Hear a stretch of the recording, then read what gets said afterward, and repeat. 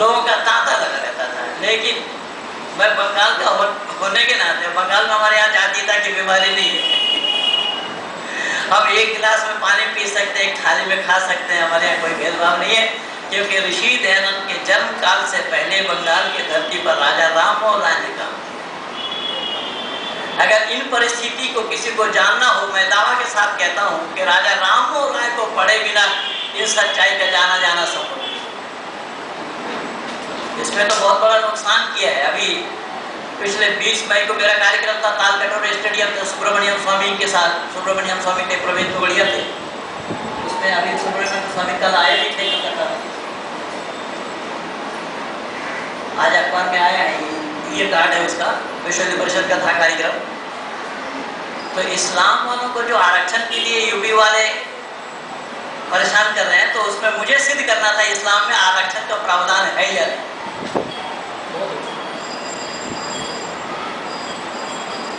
तो इसके लिए मैं दोषी मानता हूं अम्बेडकर को। अम्बेडकर को अगर किसी ने पिछड़ा कह दिया, दलित कह दिया, तो उनको घर वालों को साथ लेकर के उनसे लड़ना चाहिए था, उनसे पूछना चाहिए था कि भाई तुमने क्यों कहा। जैसा राजा राममोहन राय स्वयं ब्राह्मण कुल में जन्म लेने के बावजूद भी उन्होंने जन्म से जातिवाद को नहीं माना। उन्होंने चतुर्वर्णमय सिस्टम गुणकर्म विभाग असो का प्रचार किया। राजा राममोहन राय स्वयं ब्राह्मण कुल में जन्म लेने के बावजूद भी वो मूर्ति पूजक नहीं थे, वो संस्कृत विद्वान थे। बंगला साहित्य का जनक कहा गया है राजा राममोहन राय को। राजा राममोहन राय मूर्ति नहीं पूजते हैं। पिता रमाकांत राय पूछ रहे हैं तुम मूर्ति के सामने नमस्कार करो ना करो, नतमस्तक भाव ना करो। राजा राममोहन राय जवाब दे रहे हैं कि बाबा हमें अपना सम्मुखे যদি নতমস্তক হই তাহলে তো আপনি আমাকে আশীর্বাদ দিবেন, কিন্তু মূর্তিটির সামনে যদি নতমস্তক হই সে আমাকে আশীর্বাদ দিতে পারবে না। রাজা রামমোহन राय कि मूर्ति के सामने मैं अगर नतमस्तक होता हूँ तो उससे आशीर्वाद मिलना संभव नहीं है। पिताश्री अगर मैं आपके सामने नतमस्तक होता हूँ तो आप तो मुझे आशीर्वाद देंगे, लेकिन मूर्ति से आशीर्वाद मिलना संभव नहीं है। वो ऋषि दयानंद का जन्म भी नहीं हुआ था उस समय। राजा राममोहन राय ने 1826 में ब्रह्म समाज की स्थापना की, जो सती प्रथा के खिलाफ, बाल विवाह के खिलाफ, विधवा विवाह के पक्ष में राजा राममोहन राय का ये सारा काम हो चुका था। लेकिन अम्बेडकर को अपना घर छोड़ना था, उसको बौद्धिक बनना था, और बौद्धिक बनने के कारण हिंदू को जितना नुकसान पहुंचा है ये मैं एक जन्म में बता करके समाप्त नहीं कर सकता हूँ। इतना बड़ा नुकसान हिंदुओं का हुआ है इससे। यही तो कारण बना कि तिलक तराजू और तलवार इनके मारो जूते चार, इनको कहने का मौका कौन दिया? अम्बेडकर ने दिया। लेकिन धन्यवाद दीजिए ऋषिवर देव दयानंद को। ऋषिवर देव दयानंद भी ब्राह्मण कुल में जन्म लिए, पर उन्होंने भी जन्म से जातिवाद को नहीं माना और करारी प्रहार की उन्होंने उन जातिवाद के प्रचार करने वालों को। साथ ही साथ उसी ऋषि दयानंद के समकालीन पंडित ईश्वर चंद्र विद्यासागर, जो एक स्वर्णिम अक्षरों में नाम उनका भी लिखा हुआ है, स्वयं ब्राह्मण कुल में जन्म लेने के बावजूद भी उन्होंने जन्म से जातिवाद को नहीं माना। ईश्वर चंद्र विद्यासागर के नाम से कहीं पर भी बंदोपाध्याय बैनर्जी आपको लिखा हुआ नहीं मिलेगा। केवल ईश्वर चंद्र लिखा होगा, केवल विद्यासागर लिखा होगा, या केवल ईश्वर चंद्र विद्यासागर लिखा होगा। और उसी पड़ोस के रहने वाले हमारे भाई विजय जी जो इस समाज के पुरोहित रहे हैं। पंडित ईश्वर चंद्र विद्यासागर जी ने जब ऋषि दयानंद 1872 में यहाँ आए, तो जो जन्म से जातिवाद को मानते उन ब्राह्मणों ने दयानंद के खिलाफ जुलूस निकाला। पंडित विद्यासागर जी कह रहे हैं उन लोगों से, उन ब्राह्मणों से, क्या हमें अपना देशों के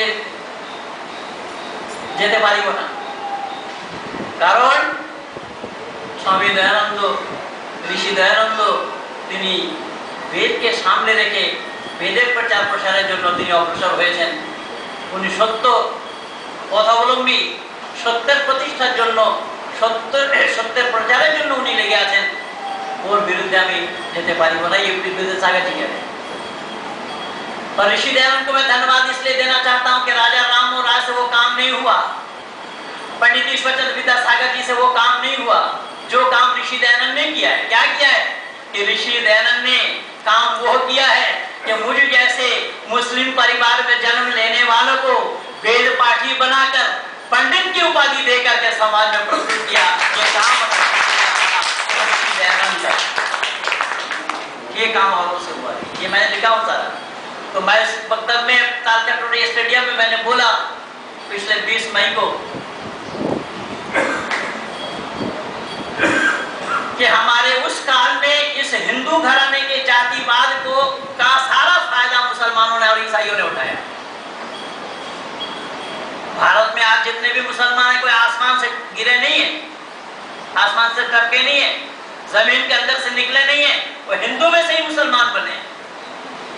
जब हिंदुओं ने उनको तिरस्कृत किया तो मुसलमानों ने उन्हें गले लगाया।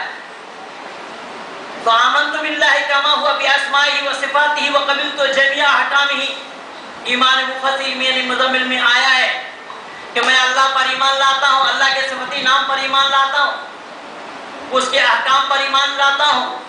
और ईमान लाने के साथ वो खड़ा होकर के नमाज भी पढ़ा और एक पंक्ति में बैठ करके भोजन भी किया, वहाँ कोई भेदभाव नहीं है। और जिन हरिजनों को उन्होंने गले लगाया और वो हरिजन अगर मौलवियत का कोर्स करते हुए कहीं किसी मस्जिद में नमाज पढ़ाता है, चाहे वो टिप्पू सुल्तान आपके कलकत्ता के टिप्पू सुल्तान मस्जिद में हो, चाहे वो धर्मतल्ला वाले में हो या टालीगंज वाले में हो,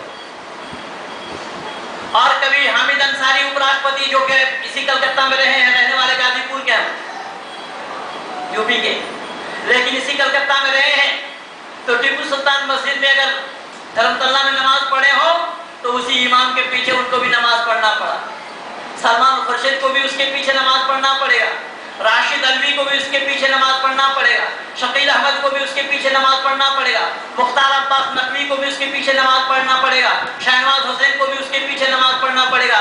फिर इस्लाम में दलित कौन है?